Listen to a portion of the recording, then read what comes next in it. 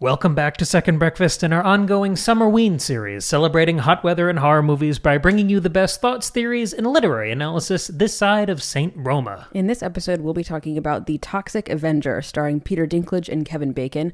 We had a really great theatrical experience with this movie, and we're really excited to talk about it. We're going to talk about the emerging house style of unrated indie horror that seems to be coming up in recent years. We're going to talk about creature design. We're going to talk about this movie's really great blend of practical and digital effects. And we'll also talk about the absurdist political commentary present in the film. Let's get into it.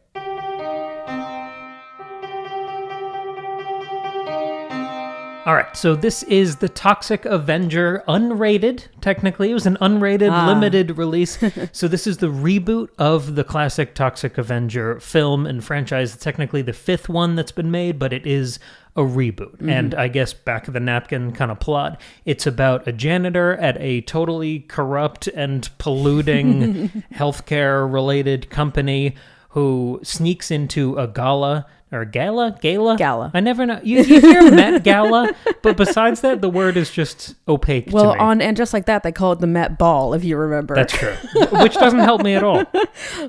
So Peter Dinklage is a janitor at this polluting, corrupt place, and he finds out he has all sorts of cancer and he's going to die, and the health insurance from the healthcare company doesn't cover it at all. Of course. So he sneaks into this gala. Right, to ask the CEO kind of on bended knee if he can help him, because he's got this stepson that he wants to be around for to help. And the guy says, yes, it's Kevin Bacon. Mm-hmm. He says yes, and then has a bunch of thugs who are this local punk band kill Peter Dinklage and dispose of the body in a pool of this toxic goo and runoff in pollution, and that transforms him into the Toxic Avenger. And he takes his revenge across the rest of the company and the rest of this town, basically. If you hear nothing else, if you stop this episode right now because you don't want to be spoiled or whatever, go see this movie. It is so much fun. It is so ridiculous and gory and interesting and funny and creative. It's just a real achievement, and we're so glad we got to see it in the theater.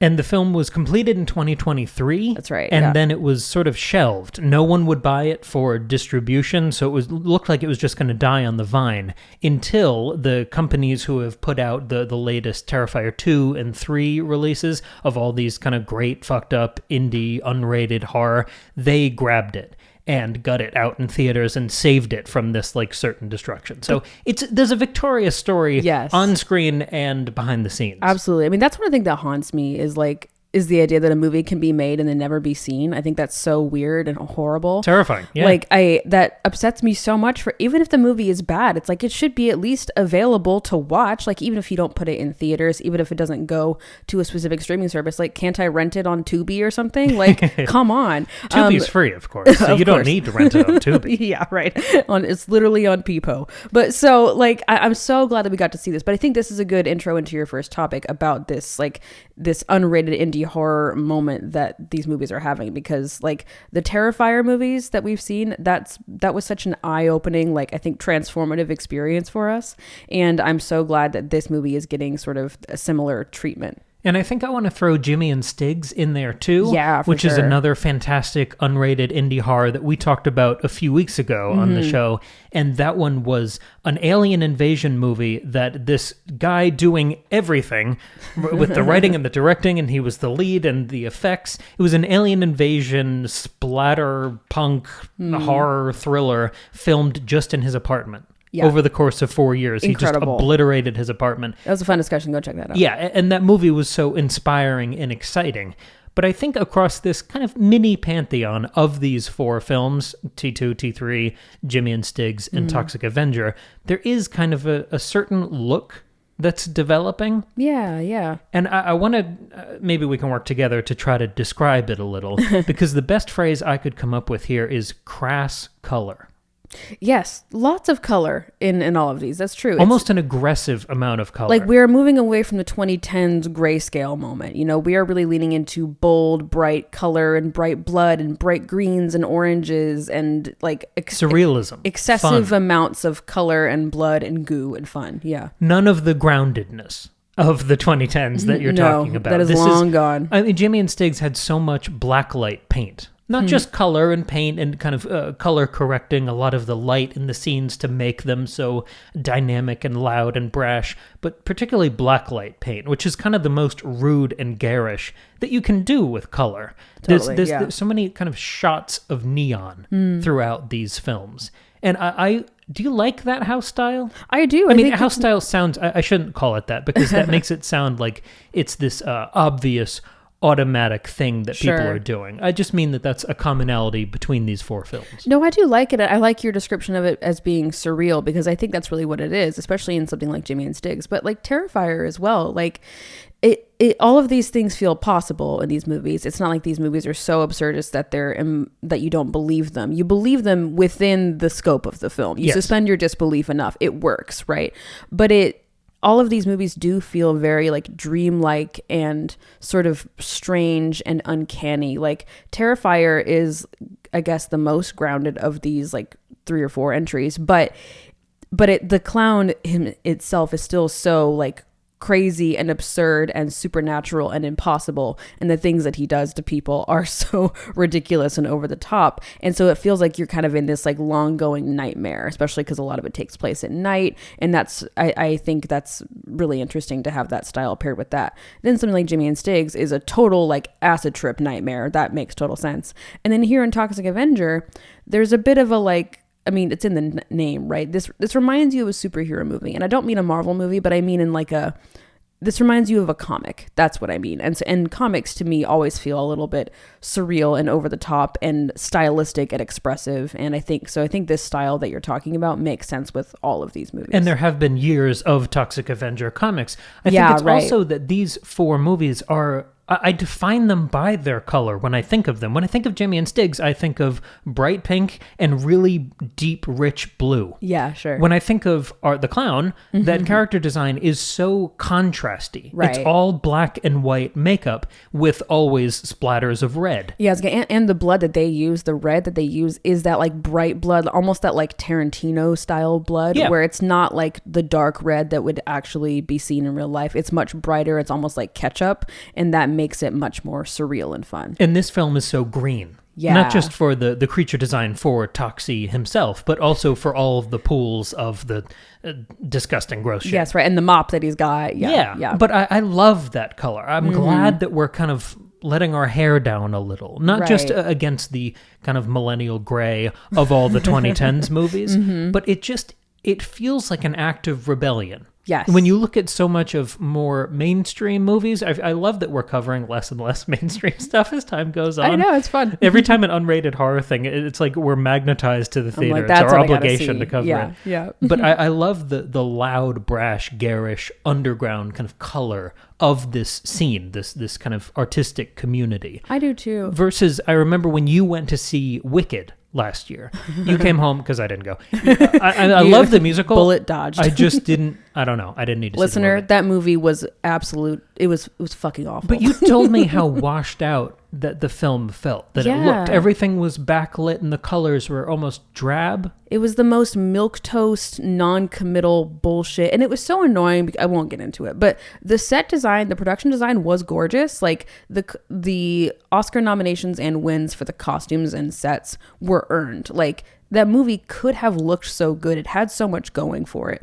But the way that they ended up shooting it and with the coloring, it just looks so washed out and like it doesn't give a shit. And it was so strange. And it really pissed me off. I hated it versus what's happening here, which is so like committed. And I think I like it too, you talking about this style as being connected to unrated indie horror specifically, because to me that feels like, apart from just the content you can engage in when it's unrated, it's like it feels unlimited. It feels like boundless. It feels like there are no limitations on it. And so you can do whatever you want. You can have your aliens have orange blood. You can have your hero be this weird, freaky green guy with this giant bulging dark purple eye that falls out of his head, and like he uses it to see around corners. Like it's so ridiculous and so fun because there are no limits, and I really like that feeling. I think color is truly, I mean, this sounds simple, but color is elemental. Yeah. And you talked about comics before. I have really strong opinions about coloring in comics. There's so much of, I think, that early 2000s style that is very airbrushed, and it's trying to go for more realistic contouring of skin and bone structure. Yeah. And I just viscerally bounce off that.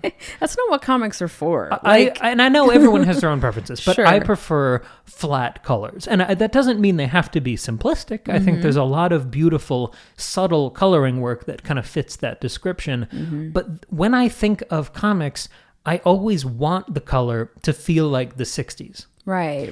And where it's just a few colors, there were only so many that they can print, and they're all loud and bold. If you look at the original the color concepts and character designs of those early, especially Marvel characters, it's all bright, loud colors. If you think of like Thor, he's got red, blue, and yellow, and a couple other accent colors in it. Right. And every time you look at it, your brain just gets tickled. It's happy. There's so much energy and life in it. And I really love, in an era that is increasingly defined by remakes and sequels and things that don't feel as original and fresh and exciting as you want them to be when you go to the movies and the lights go down and you want to be swept off on this adventure.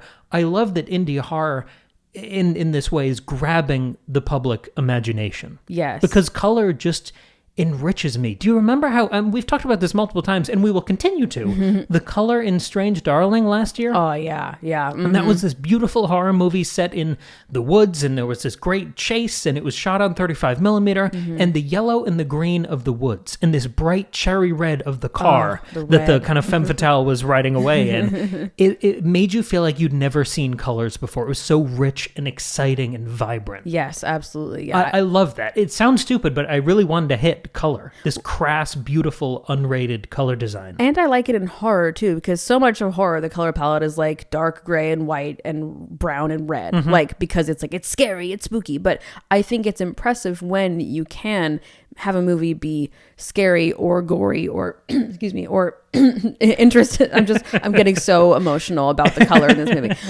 I think it's impressive when you can have a movie be so gross and scary and exciting with all of this bright color. Like, it doesn't feel like I'm at an amusement park. I'm still terrified of Art the Clown, but there's so much, even though there's so much color on the screen. Like, I think that's really cool. And this kind of elemental nature of color to visual storytelling, it reminds me of a lot of the other roots that are going on in these films. If we're just talking about Terrifier 2, 3, Jimmy and Stiggs, and Toxic Avenger, if you were to define the type of horror they are, beyond being unrated technically, I think a lot of it is a type of body horror that feels so classic to the genre. Yeah. Because Toxic Avenger has Peter Dinklage transforming into this kind of mutated, screwed up Toxie. You have Terrifier, which is all about, Terrifier 3 is wielding a chainsaw. It's all about dismemberment and bodies and ripping it apart and playing with your food. That scene in Terrifier 3 with the salt and the whole thing on the bed. Oh, yeah. And Jimmy and Stiggs, which has all sorts of dismemberment and beer bottles and chainsaws and all sorts of things.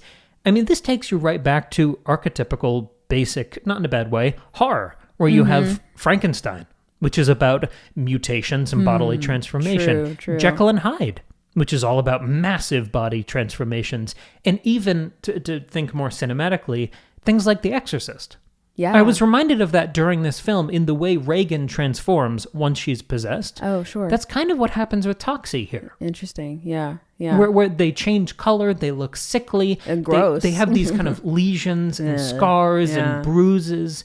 You're like afraid of them and you feel sad for them at the same time. Yes. That's interesting. They end up using their transformations in very different ways, but that's an interesting comparison. I think also what we're sort of talking about, and maybe you're going to get into this later, but is this interest in and a strong use of practical effects, right? Like, because old-timey horror only has the only option they have is practical effects, and the best, classic horror uses practical effects beautifully. I'm thinking about like John Carpenter's The Thing, but I'm thinking about others as well. And then these other unrated indie horror films of the 2020s also really lean on and use beautifully practical effects. Of course, this movie also uses a lot of CGI, so there's a nice mix. But I think that's part of the discussion as well. And the original Toxic Avenger movies were all practical and famously incredibly low budget. And that was part of the fun and the campiness and the things you and I gravitate towards. Yeah, sure. This is by far the biggest budget, the most cinematic of these movies. Yeah. But even then, to your point, the suit design, the creature design for Toxie is practical. Yes, it's not a full suit. Yeah. It's not Peter Dinklage. After the transformation, he just does voiceover. Were you okay with that? It was a little disappointing, but also I get it. Like, that's a whole different kind of skill to be acting in that suit. And I was like disappointed that the way that the suit was designed, you couldn't get a ton of facial acting. But of course, that's really hard. And so if Peter Dinklage even if he had been in the suit, you wouldn't have been able to see his facial expressions, which is a shame because he's such a good actor and his facial expressions are so devastating. Yes. But otherwise, no, it was fine because the way they did the voiceover was really good and convincing. And I didn't know until about halfway through the movie that it was somebody else. I thought the collaboration was really effective. Yeah. Because like you said with Peter Dinklage, the eyebrows, all of the beautiful, heartbreaking, just minor movements in his facial muscles in Game of Thrones, the things that break your heart so much. Yeah. He was still doing that in the beginning of the film to kind of set the groundwork. Yeah, we got a lot of him pre-transit or transformation, so that was good. And there was still a lot of heart in his vocal delivery. So I still felt that. And props to this suit design because it looked real enough where your eyes weren't like tripping on it when you were watching the movie. Yeah. But it was also still silly. It had one foot in both camps, which is important. You could tell it was a suit. It wasn't like trying to not be a suit, but it also didn't look like a cheap, terrible costume either. But that was such a better move than doing like a CGI character on top of somebody wearing dots on their face. Obviously that's way more expensive anyway. But apart from that, I'm so over like CGI creatures. Like when I think about The Lord of the Rings versus The Hobbit, the orcs in the Hobbit movies are all CGI. They're not practical. They're not like guys in prosthetics.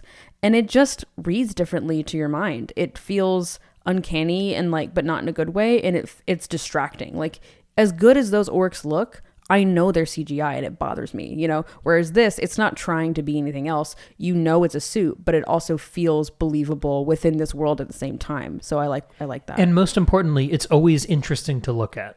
I think that's the golden rule here. Love it just has to looking be at it. Engaging because there's so much going on under the hood of this suit. Yeah. Every time Toxie was on screen, I was looking at a different part of him. The fact that the eye twitches, did you notice that? The lids moved? That's really cool. And it wasn't over the top. It didn't feel mechanical. No, it didn't. As someone whose eye twitches when I don't get enough sleep, this felt true. No, it felt alive and breathing. It was good. And some of the wounds were kind of pulsing. Some of the weird head bits where you can see some brain or whatever underneath there. Yep. It was a complex suit. And I really like that the clothing he had on when he fell into the lake of goo. Yes. He had on this weird tutu. Yep. And all these other elements. So the clothing was varied and interesting. Yeah. I think another thing you and I kind of bounced off of in the 2010s grounded rework of superhero type movies was how drab the suits became. Oh, yeah. Where it was all these complicated, patterned, ugly gray-black fabrics. Instead of, for just easy comparison, Deadpool and Wolverine. The fact that they finally used the iconic yellow with the stupid little face mask Wolverine suit from the comics. That was so much more engaging to me than the too cool for school Matrix-style costumes in the original X-Men films. Totally agree. This really spoke to me. Another element of the creature design, let's talk about his weapon. This kind of, what I'm calling, I don't know what the fuck it's called, the nuclear mop. Yeah, it's a mop. Yeah. It almost looks like a paintbrush because the goop kind of, yes, I don't know, it stands up like it's mousse and hair. Yeah, right. I really liked this. Not only was it like funny and interesting, but it's very like cheeky, right? Because this is his tool. This is what he had been using as a janitor, right? And now he's using it as a weapon against, this larger corporation that he's trying to fight. So I really liked the symbolism of it, and it's also silly and feels unique to him. It's much more exciting than like this is just like a random staff or a random sword or random gun. Like I thought this was like unique to him, and I thought that was great. And it's pretty dynamic in practice because you can use it as this almost sword, the way he hits people with it and rips half their face off. Right. But he also throws it like a javelin sometimes. Yes. And it's cool both ways. Yeah, it's like a multi-dimensional weapon. It's great. But yeah, I think symbolically, that is the most important point to hit, because it, as much as he's changed physically to the point that the actor has changed, besides the voice, you know what I mean? Right. I love that it keeps his identity grounded. Yes. It reminds you of who he was as he's kind of fighting his way up this corporate ladder. And when some of these and other, is a bit of a spoiler, but when other characters engage in the goop and undergo some transformations, Ew. They don't have their own weapons like this. So that really, again, distinguishes him from other people who were trying to sort of play his game alongside him. Yeah, that's actually where I wanted to go. Those other kind of villain mutations. Yeah. What did you think of those creature designs? Oh, they were the big fun. bad and... Yeah. Kevin Bacon undergoes a transformation, and he's got these, you get to see stages of it, which is cool. He doesn't like all of a sudden become a thing. You see like, I don't know, 2 to 3 stages.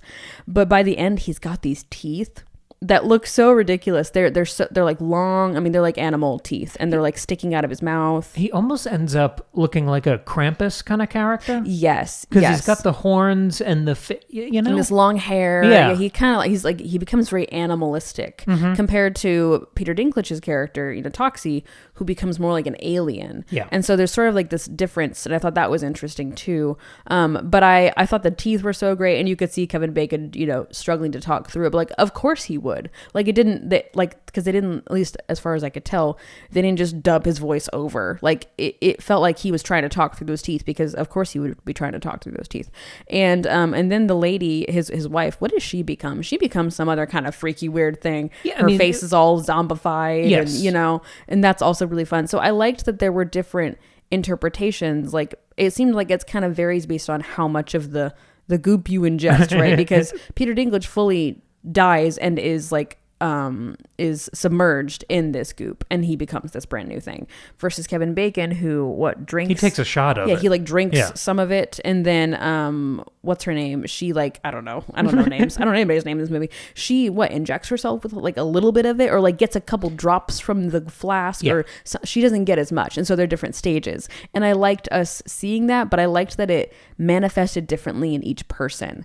I don't know if that has to do with your genetic code, or who you are as a person deep down, or how you take the stuff, but I liked that it wasn't just they're all different shades of green, and it felt delightfully practical. Yes. And I think to jump to the other side of this coin and talk about the CGI a little bit, I know, sidebar here, I know some of the fans of the franchise were let down by how much CGI there was in this film, given the shoestring budget practical roots of the franchise. But we talked about this on Patreon a couple bonus episodes ago, that we kind of set this challenge for ourselves to go see a movie that was just way deep in a franchise.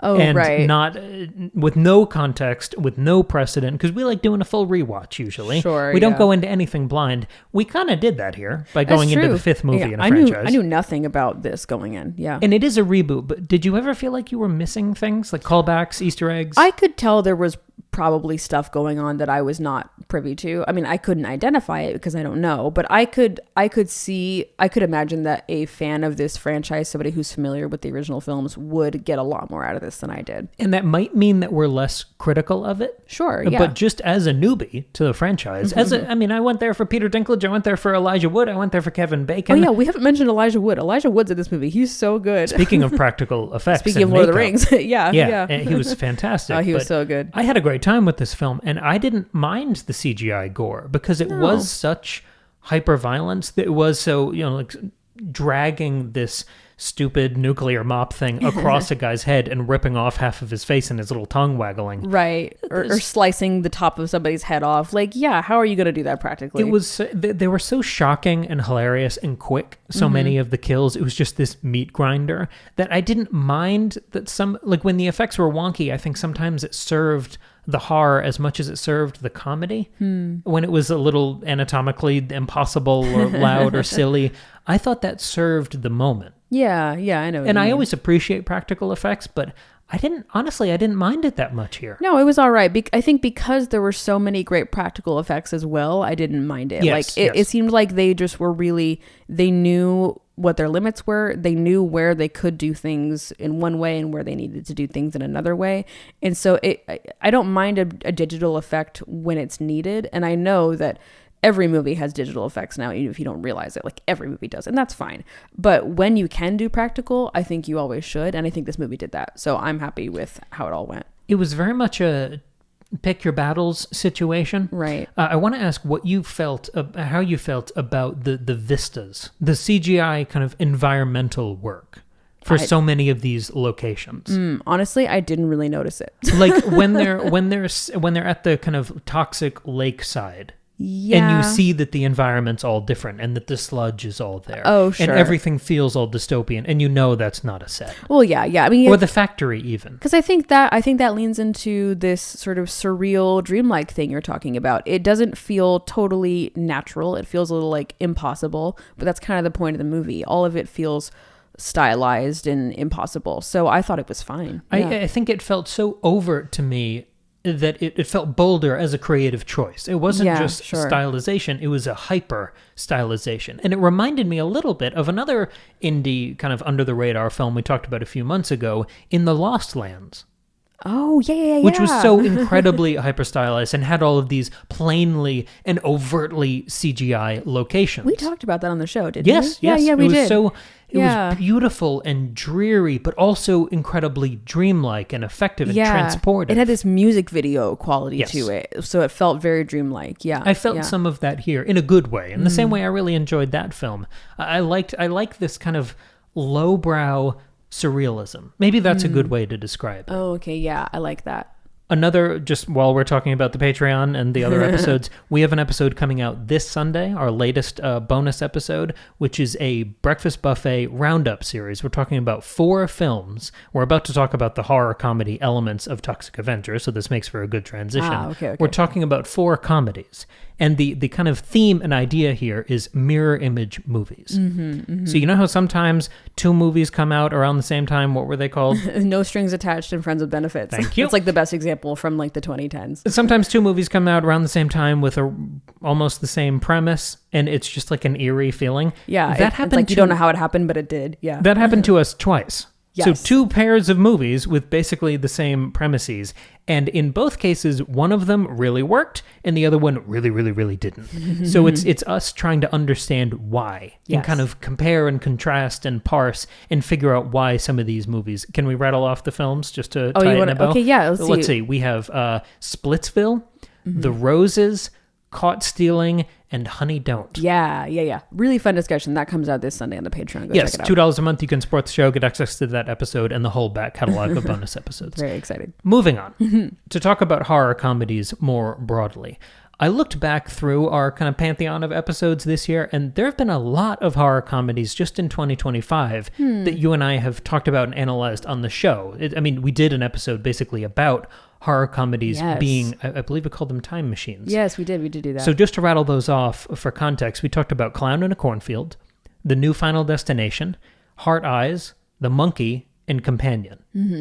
And I think those worked for us to varying degrees, but the really successful ones are the ones that felt hungry and innovative. The ones that were buzzing with energy, the same kind of energy you need to make any comedy work.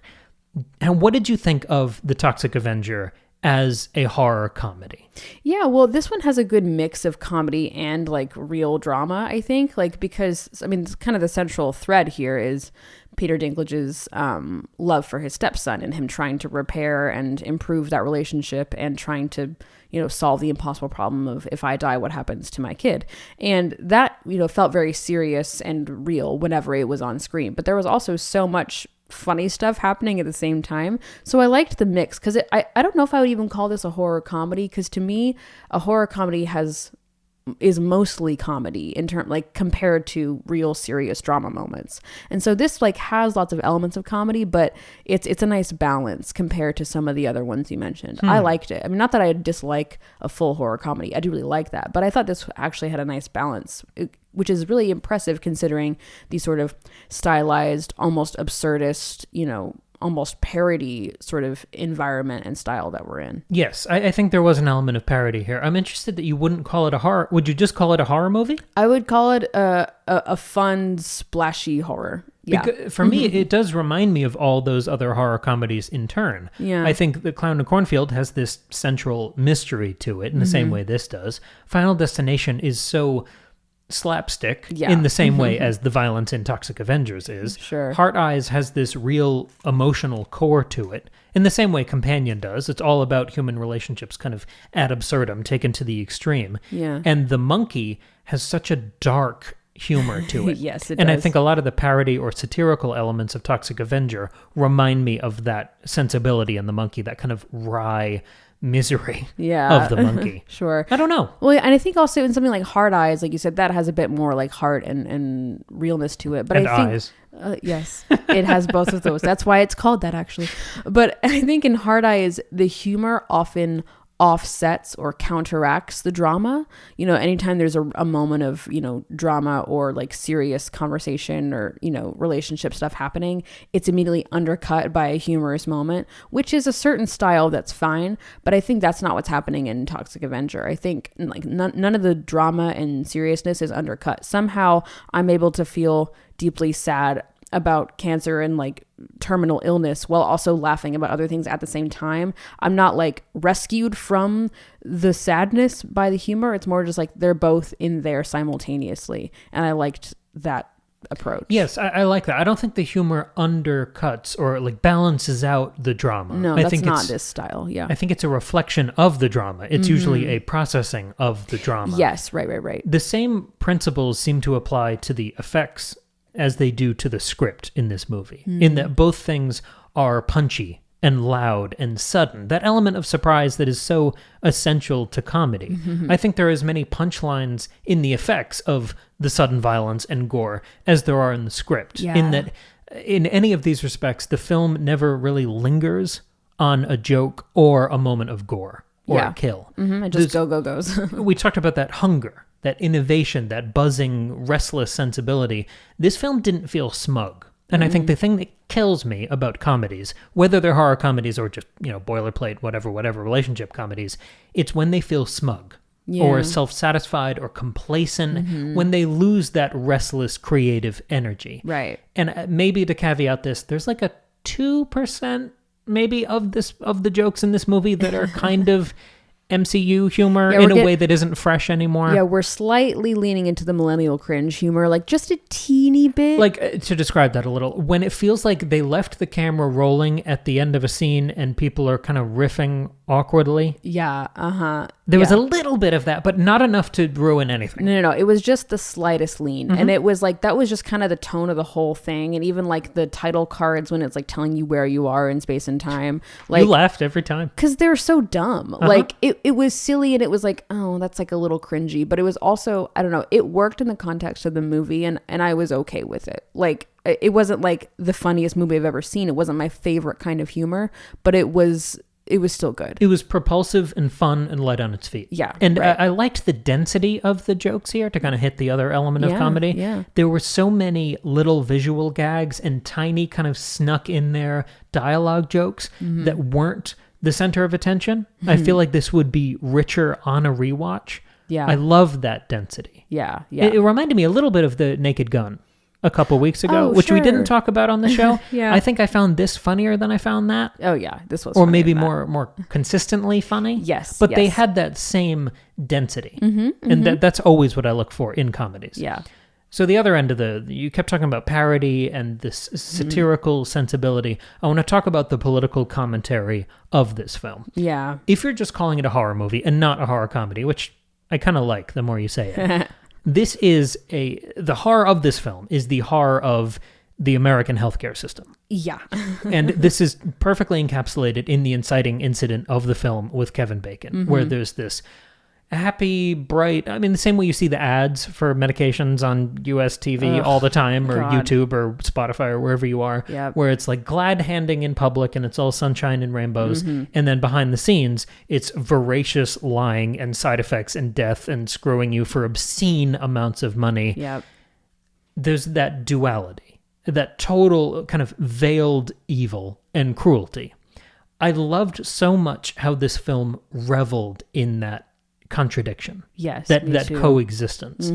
This movie, as much as it is a horror movie, it wasn't as scary as a horror movie. Yeah, I wouldn't call the movie scary. It just has so much gore that you have to put it in the horror category. Well, yes, exactly. Like, even if you're not calling it a horror comedy, it's not a terribly scary movie. But the stuff it's dealing with is as grounded and terrifying and relatable as anything. Yes. The movie is frightening in that it is brutal and dystopian, but also completely viable. Right. Totally true. The only thing that's not true is that someone could rise up and correct the system, right? Right. No, that's pretty, yeah. But the setting here, the staging, this kind of fable that we're introduced to is grounded. And then the horror, it almost acts as a catharsis.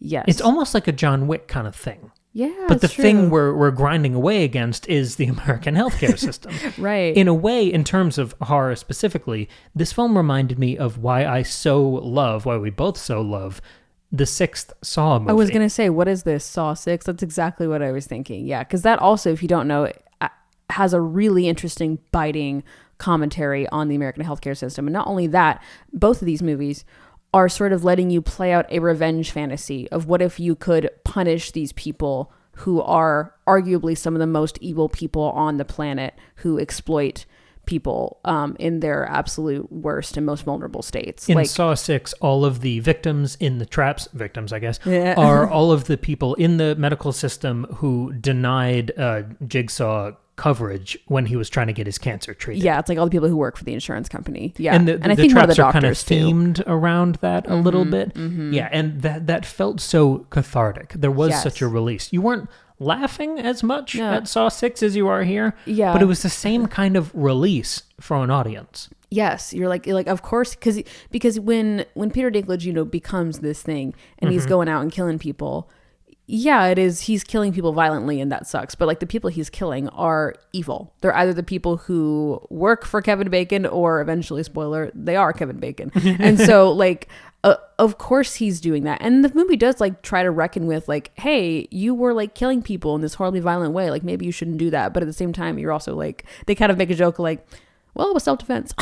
Yeah. And it's like, yeah, that's what this whole thing was. It was self-defense. He didn't want to die and leave his son alone and penniless. Like, so of course he's going to defend himself. Like, it was great. And I think it's interesting that both of these films dealing with this really hot button, life-ruining issue. I mean, we're the only developed country who has the concept of medical debt and bankruptcy. Yeah, right. It's interesting that both of these projects come out at a really desperate particular moment in our history.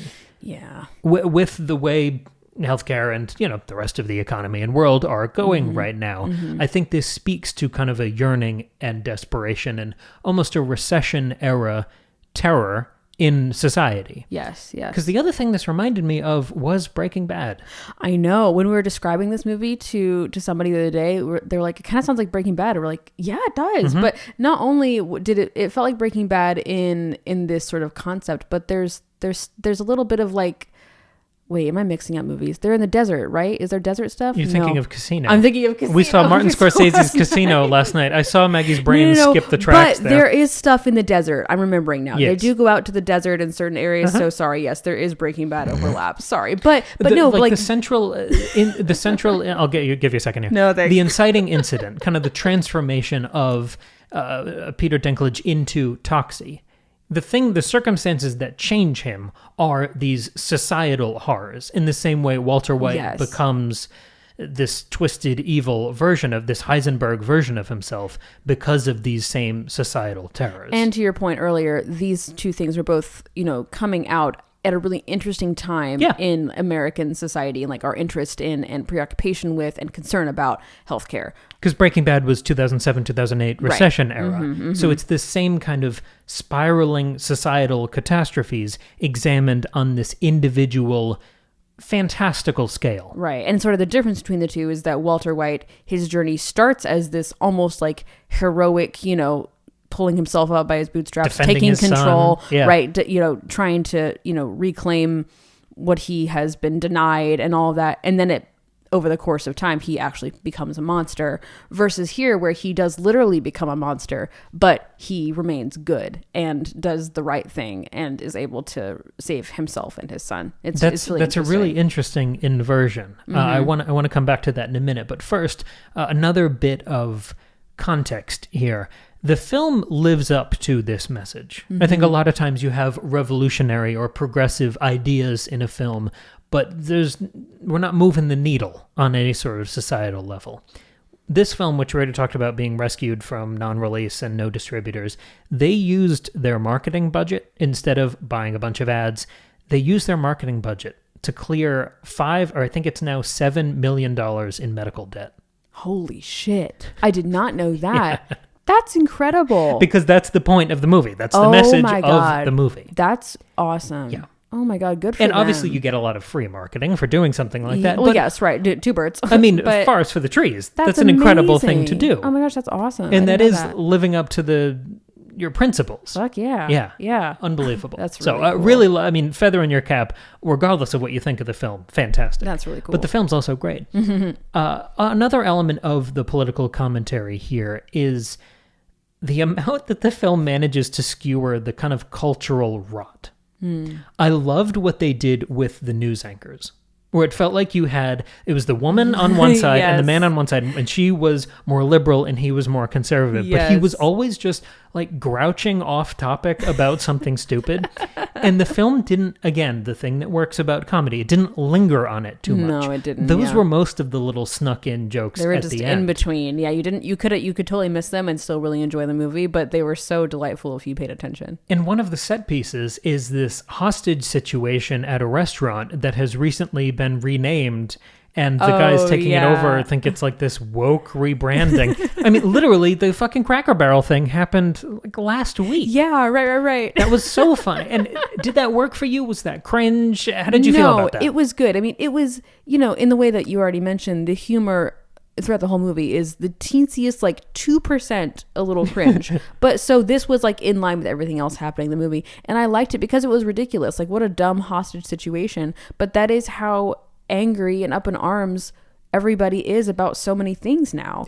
But particularly dumb shit. Because the context of the movie, remember the kind of original sin of this film is medical debt and bankruptcy and not wanting to die and leave your kid alone to fend himself in a hostile, awful world. And then you see people threatening other people's lives over the renaming of a fucking restaurant. Right, because you can't control your healthcare, but you can maybe try to control, tweeting at Cracker Barrel to change their logo back. And so that's what people fixate on. The president tweeting about Cracker Barrel. Like, yes. I think that's the absurdity of the horror and the comedy in this film is the wild lack of priorities. Yes, right. Or just reprioritizing in a really strange way because people feel so powerless now. And so we fixate on small things because they are symptoms of larger problems, but we can't address the larger problems, but maybe we can treat a symptom. But there's a clarity to Toxie. There's a food and shelter priorities are totally clear and on the table for his actions and what he's doing. And it makes this other shit look like shit. Yeah. It looks like a stupid distraction. Right. And I loved that the film moved so quick through that. Again, quick hits, sharp satire, don't linger on it, don't explain the joke. Yeah. I loved how this handled that because how many times have you and I had to caveat a discussion because the political commentary, regardless of whether we agree with it politically, was done in such a clumsy, over-explained, self-satisfied, smug, condescending sort of way. Yeah, right, so, right. A light touch here. Yes. I really admired that. Me too.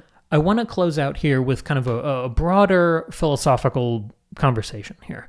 Because I was looking at these notes, and I always write the title of the thing in the top corner just so I can, have it in my head.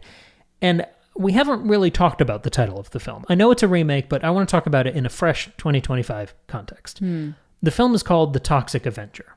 And I want to hit that from kind of two different angles.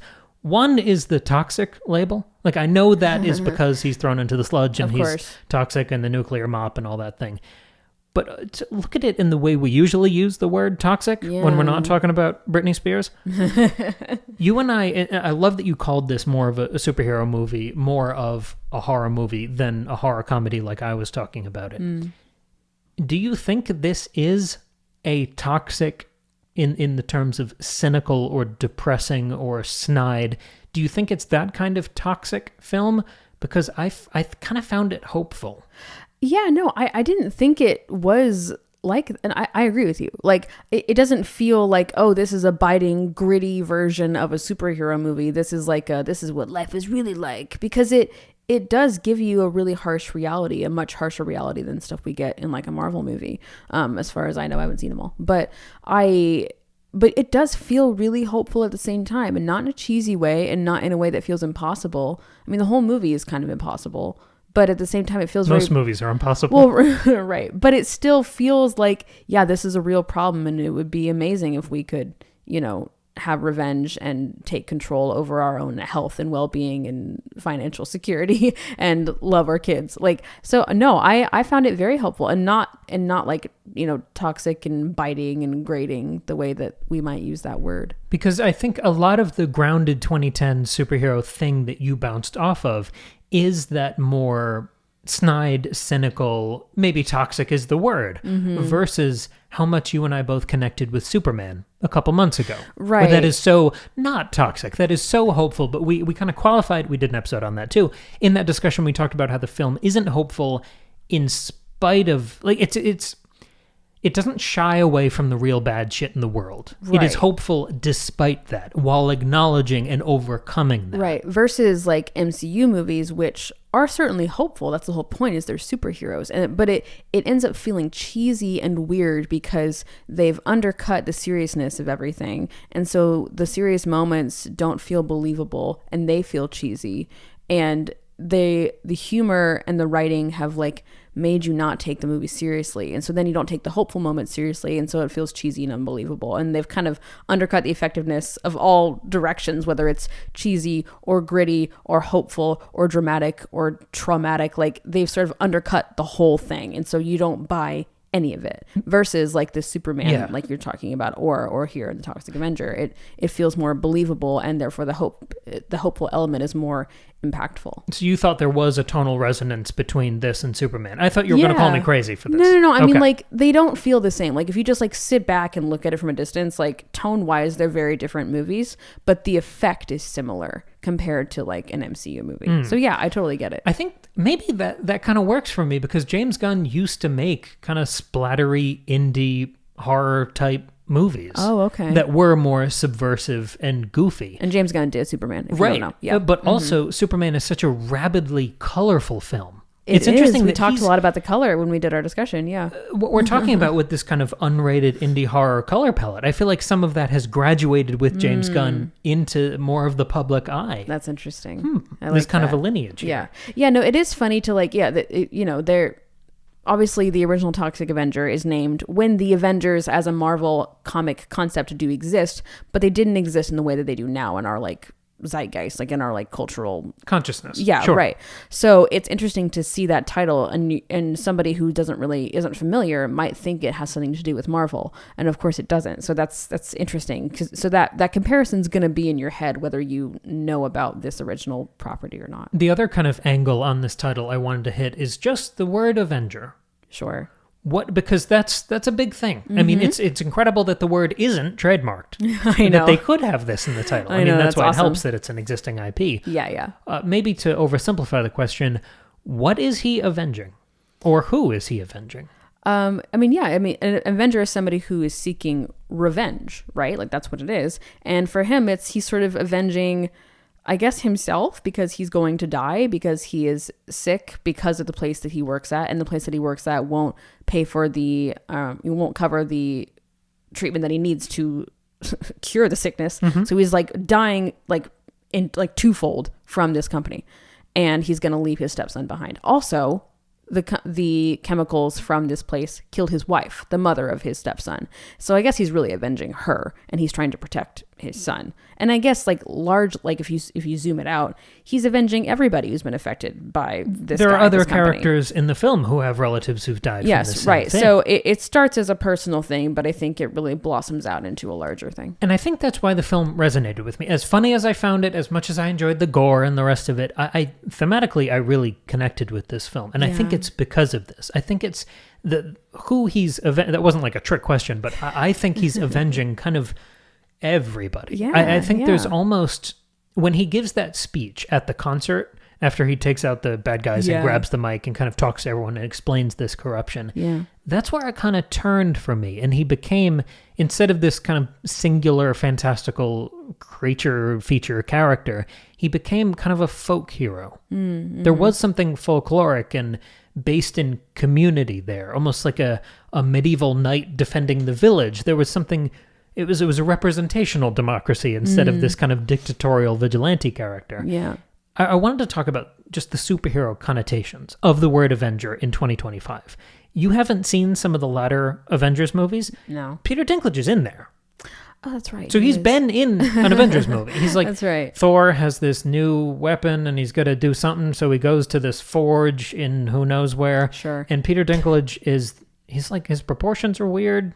Okay. I don't know. He's like big. Okay. He's like a Hulk size, but it's still Peter Dinklage. I don't know. It was fucking weird. He fixes, I think it's Stormbreaker, this other hammer. I don't know. Let me know in the comments. I don't know. So anyway, he's briefly in the movie. Okay. So you're having an actor who's in the MCU, who's been in an Avengers movie, who's now in this folkloric, indie, lowbrow, absurdist, Toxic Avenger movie. I think that makes for a more explicit point of contrast in what you're talking about. That's really cool. Oh, and there's like just there's a nice sort of like literal symbolism of like being like a small person who like can take on this big corporation. I think that's interesting. David and Goliath. You know, like I like that when he transformed, he didn't become like human sized, like normal human sized. You know what I'm saying? I like that he stayed his size. I thought that was interesting. Sure. Yeah. I was trying to break this down because I really think there's something here. I was thinking of Batman and Spider-Man and all of these other heroes who feel connected to one location. You think of Spider-Man being your friendly neighborhood, New York, and you think of Batman in Gotham. You think of Superman in Metropolis. They're all location bound, which makes them kind of a voice of a particular people.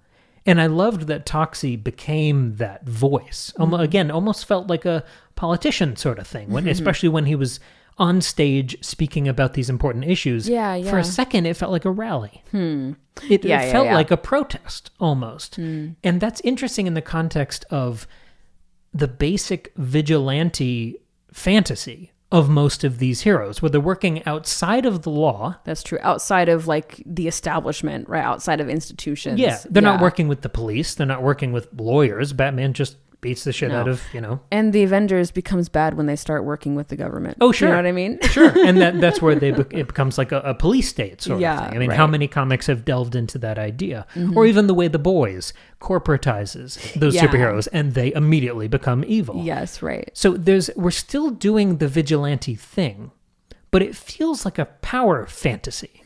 Instead of just this crime-fighting fantasy, why does it feel more larger than life? Why does the vigilante thing feel fresh and satisfying here instead of almost rote when you go to see another superhero movie? What's different about this one? Yeah, I mean, I guess it is this sort of like connection with the people and the way that people rally around him and the thing that he's fighting for, right? Because you think like Spider-Man, for example, I mean, great vigilante story, but he's largely like fighting a personal battle of my Uncle Ben was killed. Like, I want to like stop that from happening to other people, but on like an individual level. As the story progresses in various versions, like it becomes a larger thing, but he starts by like wanting to solve like small crime, individual things. He's not taking on the mob, right? He's going to stop a robbery. Like that's what he's doing. Batman, I guess, is kind of a similar thing. It's about avenging his parents. And I think he's got a slightly larger thing going on, especially because he works with Gordon. He works with the cops. And so it is a slightly larger undertaking. But here it's like, it's still a singular guy, but he's got this like larger cause with him and people who rally around him, even though he's like the only one really doing things. So it's kind of a nice mix of, large group populist, revenge, but also with a really personal angle. So maybe that's why it feels a little different. For me, I think the difference is the tone of the villains. Because looking at the Spider-Man Rogues Gallery, there's Doc Ock. Okay, it's a scientist with a bunch of weird metal arms. There's one guy who's just called the Lizard, who has a lab coat on. He's a lizard. Right. Batman, you've got a Scarecrow guy. You've got a Joker guy in face paint. You've got a Clayface guy who's made of mud. You've got a bunch of a penguin guy who's got the umbrella and the little penguin bombs. And, he's a penguin. Right. There's an equal kind of stylized, silly goofiness to it, where sometimes adaptations or versions of the stories will have some sort of comedy commentary, societal, whatever in there. Of course. But they don't have to. And most of the time, it's just fun. And that's okay. But this isn't that. Like, yes, Kevin Bacon ends up looking like, what did I say? The Santa Krampus thing? Mm-hmm. He ends up looking like Krampus. But at the beginning, he's just a CEO. I think... Yeah, because he's just like a normal CEO. With great floppy hair. He's just a billionaire. That's his villain self, is just a billionaire. It's the American flavor of this. Yeah. It's that the villains aren't other masked, kind of silly dress-up heroes.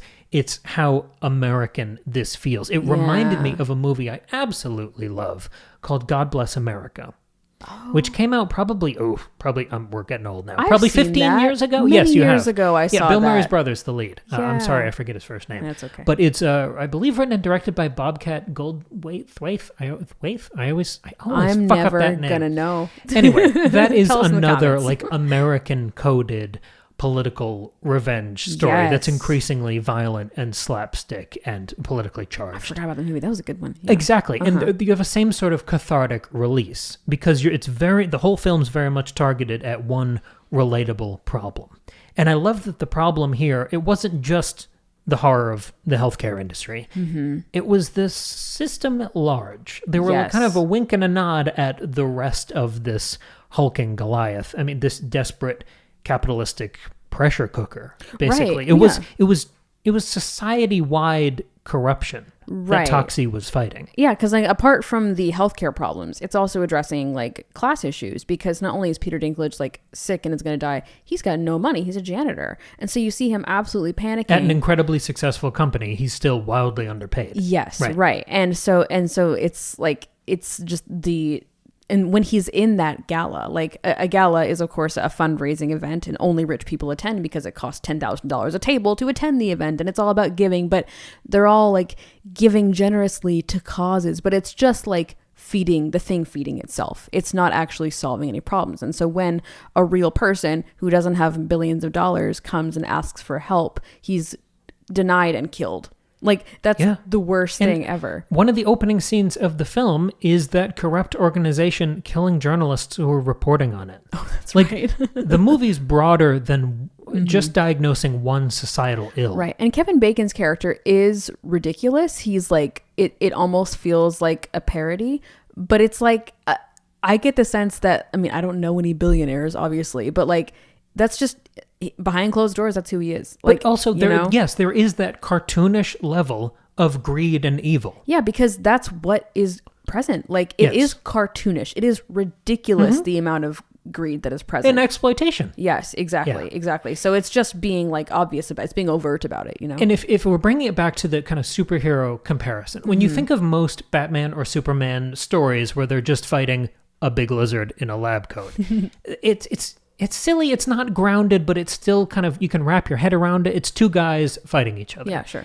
This, by the end of the story, is so massive. There's kind of a Hydra effect with all these other heads that are cropping up, where it feels like Toxie is fighting the entire world, this entire massive, complex corporate system. When he's on the phone trying to figure out about his healthcare plan and the benefits, that just wall of bureaucracy and red tape and bullshit where they can finagle you out of what you paid for to the point that you die. Yes. It feels like he's up against this impenetrable, impossible to defeat, overcome, or negotiate with system.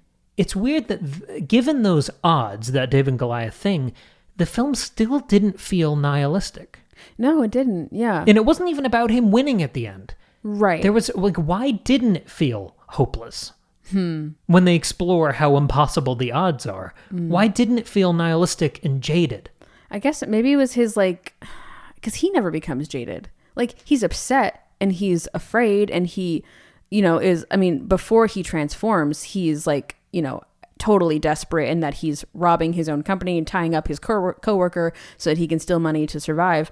But once he like gets out of that and like sees a light, he maintains like focus and determination and wants to keep trying even though it feels so impossible. Maybe that's why. And he's apologizing while he does that. Yes, so like and he like recognizes that he's killing people very brutally, but when he's stealing the money, that kind of first attempt at trying to right this wrong, he's apologizing to the guy while he's tying him up. Yeah. And the guy doesn't care if the company loses money. No, of course not. Yeah. Because we've seen how mustache twirling evil Kevin Bacon and all CEOs are, there's like the victimless crime element to what's happening here. Yeah. Yeah, is it just that he keeps his priorities? In the same way, him having the mop reminds you of who he is? I the think number so. of times he mentions the kid being the priority? Yeah, I mean, I think there's the focus of the kid. I think without the kid, this story feels really different. And I like the focus on him. Because I don't get the sense that Toxie is this inflexible, uninteresting character where he's totally incorruptible and pure. No. But the way we're describing him a little bit feels like that. I mean, you see him you see him very angry. You see him very frustrated. You see him like trying with the kid, but it's not going well, and he's frustrated by that. And you can see, his apartment, he's trying to make breakfast for the kid, but he's not doing a very good job. Like, he's trying and failing, and that's a very like human thing, but he doesn't give up. But he's not like maintaining this like, well, it's all gonna be fine. Like, he's pissed off, and he's desperate, but he continues to try. It's the neighbor with the cat. I think this is the magic of the beginning Peter Dinklage parts where it's all him before the suit is introduced, because he has such humanity and frailty and heartbreak in his face and in his eyes and in his eyebrows. I think that's where you make the character flawed and desperate. Yes. And then you have to earn the revenge fantasy. Right, because at the beginning, he doesn't take action when the neighbor, when she's being like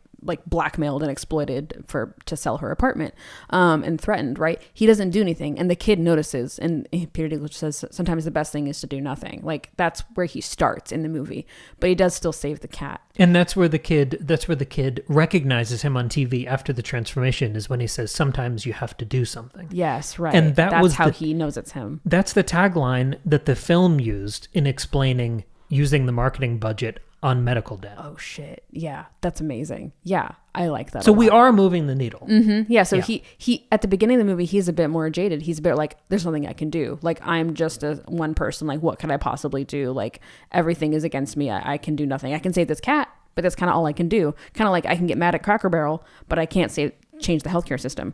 But over the course of the movie, he learns that he can do a bigger thing, and that's what he ends up doing. Yeah, so it feels very hopeful. Packed out crowd, everyone was locked in on the same page, laughing. It was a really fun experience. I really loved this experience. It was a late night film. I think it started at 10 p.m. Yeah, it was tough. Which for me. is tough. I know, you're getting up there. Happy birthday. Thank you. But I found it so rousing and encouraging. Genuinely, it had some of that Superman magic, but on such a different scale and such a different tone, in a different genre, arguably. Yes. Yeah, I really resonated with this one. I did too. This was a really fun movie and a really fun discussion to have. Thank you, listeners, so much for listening to our discussion. Please let us know what you think of this movie, of any of the topics we covered here. We covered a lot. So please share your thoughts and feelings in the comments down below if you're on YouTube. If you're not listening on YouTube, if you're on a podcast platform, please send us an email or an Instagram DM. We really love to hear from you and keep the conversation going. Speaking of happy birthday to me, happy birthday to Cam. This episode is coming out the day before Cam's birthday, so big birthday bash celebration to Cam. The best way to wish Cam a happy birthday is by buying his latest book, Lemon Tarts in Space, which thematically very similar to this movie. It is a light sci-fi dark comedy that's all about cancer and revenge and friendship and space and weird green aliens. It's also very green. I was going to say, there is a lot of crossover. If you liked Toxic Avenger, you will absolutely like Lemon Tarts in Space. And Lemon Tarts is, dare I say, much funnier than Toxic Avenger.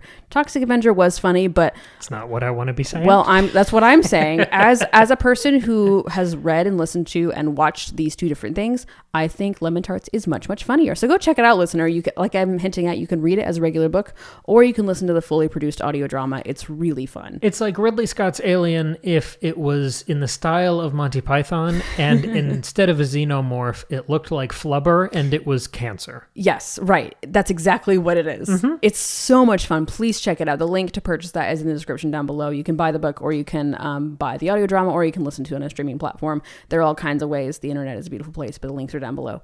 We already plugged the Patreon, so go check that out. Thank you so very much for listening. Like, comment, subscribe, etc., and we'll catch you here in just a few days, or next week.